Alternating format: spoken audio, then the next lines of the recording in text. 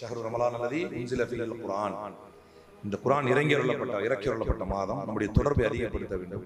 குறைந்தது அதெல்லாம் எல்லாம் மாறி போச்சு. ஒரு குர்ஆன் படிக்கணும், 2 குர்ஆன் படிக்கணும், யாருக்கும் சொல்வதற்கு அல்ல, நமக்கு தான்.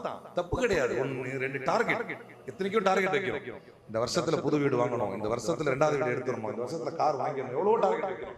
இந்த ரமலானில் டார்கெட் 10 குர்ஆன், 20 குர்ஆன் நமக்கு டார்கெட்.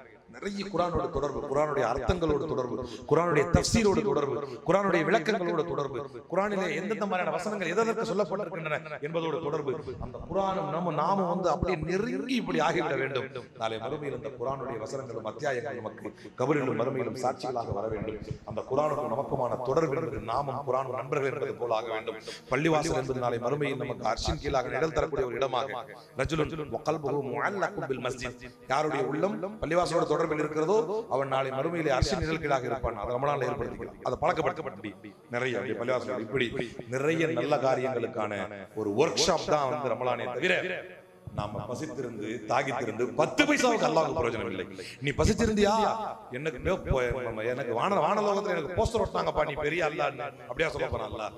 நம்ம பசித்திருக்கிறது அவனுக்கு என்ன ஆக போகுது? எனவே நாம் பசித்திருந்து தாகித்திருந்து அல்லாஹ்வுக்கு ஒன்னுத்துக்குமே பிரயோஜனம் கிடையாது.